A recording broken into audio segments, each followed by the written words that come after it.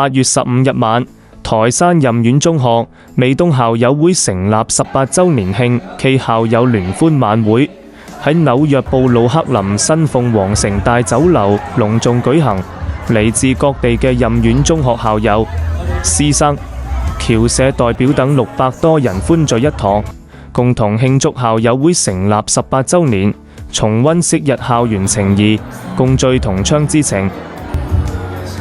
今次聚會可以話係近年規模最大、最熱鬧嘅一次。特別令華仔感動嘅係，唔少校友專程由外地，甚至從海外遠道而嚟，只為咗同昔日嘅老師、同學再聚一堂。喺晚會開始之前，校友會領導班子、教職員工以及來自各界嘅校友代表分別合影留念，一屆又一屆，大家排隊上台，現場人頭湧動，氣氛熱鬧非凡。記錄低一個個珍貴而美好嘅瞬間，為呢次週年慶典留下難忘嘅回憶。睇住一屆又一屆嘅校友重新聚埋一齊，影低呢張張珍貴嘅合照，華仔真係特別感動。相片記錄嘅唔單止係大家嘅笑容，更加承載住一份幾十年都未曾褪色嘅校園情誼同窗之情。呢個溫馨又熱鬧嘅場面，令人動容，難以忘懷。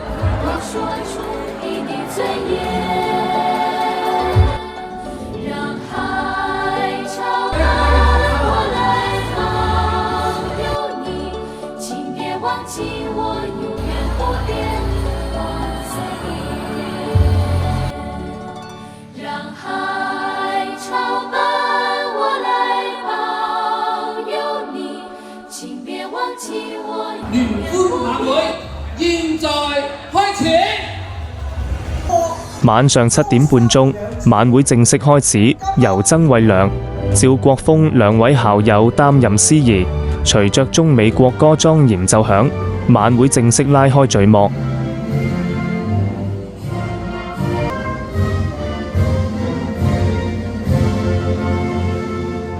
各界校友會嘅領導喺致辭環節，會長陳朗升向各位嘉賓、老師、校友以及一直以嚟關心、支持校友會發展嘅各界朋友表示熱烈歡迎同衷心感謝。值得一提嘅係，晚會現場仲有一個溫馨感人嘅環節，為感謝歷屆會長多年來為校友會發展付出嘅心血同貢獻，由現任會長陳朗升向歷屆正會長頒發同心築夢榮耀同行榮譽獎狀，表達最誠摯嘅敬意同感謝。18年內，校友會由無到有，一步步發展壯大，凝聚住一屆又一屆會長嘅智慧、擔當同奉獻。呢一張張榮譽獎狀對歷屆會長付出嘅肯定，更承載住校友會對前輩嘅感恩同敬意。隨後，胡宇波榮譽會長、陳慧平榮譽會長、紐約州參議員陳學理先後致辭，向任苑中學美東校友會成立18週年表示熱烈祝賀，並向廣大校友送上美好祝願。兩位榮譽會長亦回顧咗校友會18年來嘅發展歷程，以及一直以來對母校嘅關心同支持。陳偉祥榮譽會長宣讀台山市鬥山鎮貴國華僑聯合會以及任苑中學發來嘅賀信，與現場校友分享來自家鄉同母校嘅祝福。鄧振輝秘書長、曹建雄副會長向關心同支持校友會發展嘅各界人士同校友表示感謝，未來會繼續凝聚廣大校友嘅力量，加強校友之間嘅聯繫，齊心協力，共同推動校友會不斷發展壯大。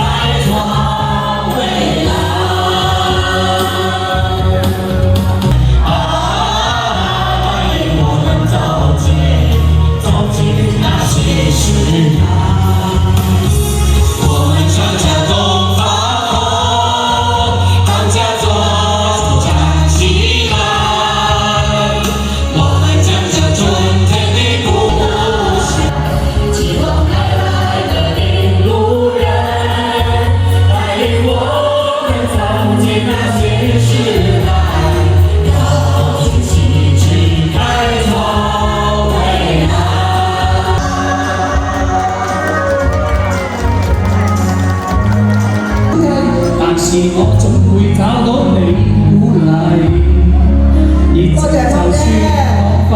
友情同樣美麗，恨就用歌聲代替。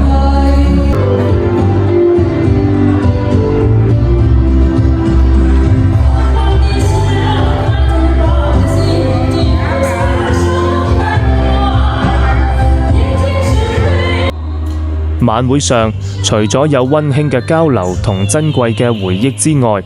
仲準備咗豐富多彩嘅文藝節目。校友們紛紛登台獻藝，用歌聲、舞蹈同精彩嘅表演，為呢個特別嘅夜晚增添歡樂熱鬧嘅氣氛。